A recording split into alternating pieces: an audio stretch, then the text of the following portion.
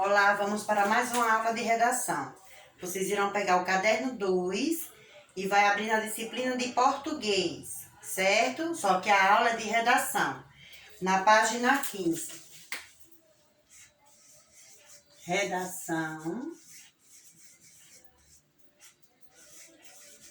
No caderno 2, em português, na página 15, certo? Hoje comemora-se o descobrimento do Brasil, né? Para a história do Brasil, o descobrimento do Brasil foi pelos portugueses. Mas vocês têm conhecimento que, quando os portugueses avistaram as terras brasileiras, aqui já havia o quê? Os habitantes, que eram os indígenas, né? Os índios, que nós comemoramos o dia do índio, dia 19 de abril, e hoje, 22, comemora-se o descobrimento do Brasil. Então, vamos lá para a redação, certo? Página 15. Momento da produção escrita. A fábula. Como vimos, as fábulas são histórias curtas e que apresentam uma moral, o que nos incentiva a refletir sobre alguns aspectos. Os personagens da maior parte das fábulas são animais que falam e agem como humanos, expressando vontades e sentimentos positivos, como bondade, coragem e tolerância. E também negativos, como intolerância, medo, avareza. Então, você já aprendeu um pouco sobre o grego Esopo. Além dele, outro importante fabulista foi o francês Jean de La Fontaine. No Brasil, Monteiro Lobato e Milo Fernandes são dois importantes autores que também escreveram ou adaptaram fábulas. Conhecendo o gênero. É um texto narrativo. Geralmente divide-se em apresentação, que é a situação inicial, conflito, que é o acontecimento do que você está ali, né, contando da história, clímax, o ponto alto, e o desfecho, que é o final da história. Então, de modo geral, apresenta personagens do mundo animal com características humanas. É um texto curto. O narrador da história não participa dos acontecimentos, ou seja, não é um personagem. É apenas um observador. Apresenta uma lição de moral, um conselho ou um ensinamento. Vocês lembram que cada fábula que a gente lê, no final da fábula tem o quê? Moral da história. Então, ali é o quê? Um ensinamento, né? Um conselho. Então, na maioria das vezes, o tempo dos acontecimentos é passado.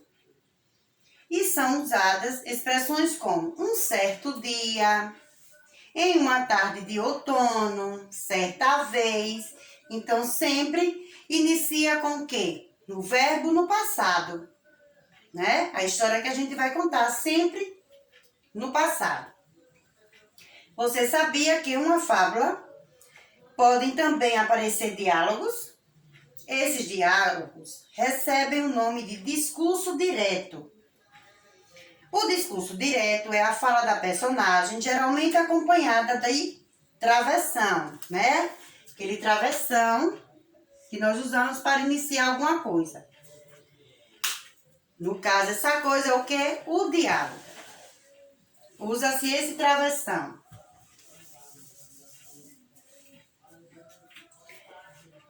Exemplo. Vendo que seu companheiro vivia pobremente de raízes e ervas, o rato da cidade convidou-o a ir morar com ele. Tenho muita pena da pobreza em que você vive, disse. Venha morar comigo na cidade e você verá como lá a vida é mais fácil. Observe os travessões nos diálogos de um rato com o outro. O discurso indireto é a reprodução da fala da personagem, ou seja, o narrador conta o que foi dito, Veja como o diálogo anterior ficaria no discurso indireto. Vendo que seu companheiro vivia pobremente de raízes e erva, o rato da cidade convidou-o a ir morar com ele, comentando que tinha muita pena da pobreza em que ele vivia e que a vida na cidade era muito mais fácil. Então vamos ver agora como se faz essa divisão da fábula, não é? Que nós falamos que a divisão é o quê? É a apresentação, que é a situação inicial, nós temos o conflito, nós temos o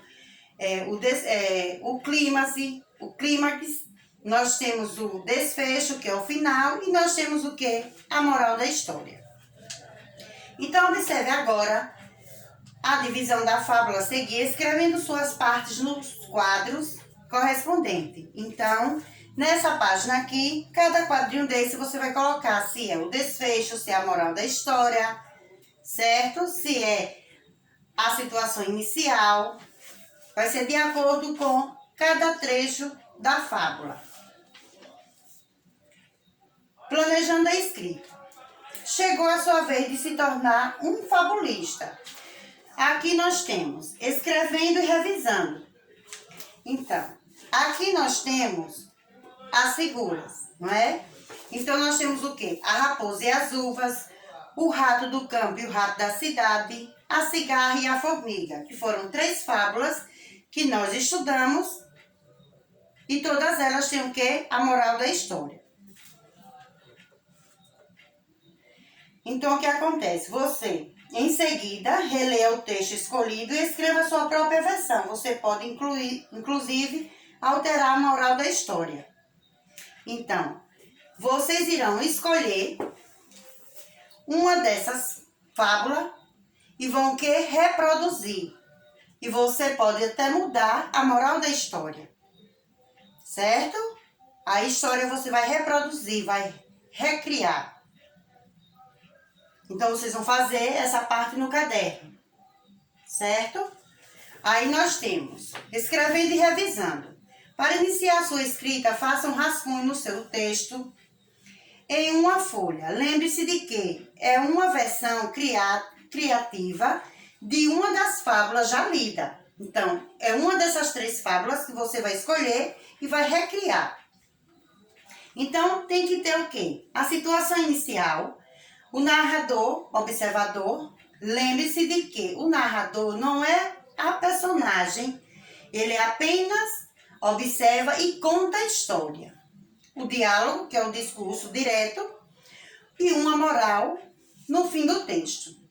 Depois de escrever o rascunho, a gente, se estivesse presencial, ia trocar com o colega, mas como não estamos presencial, vocês irão reler o seu rascunho e depois fazer no caderno de redação, certo?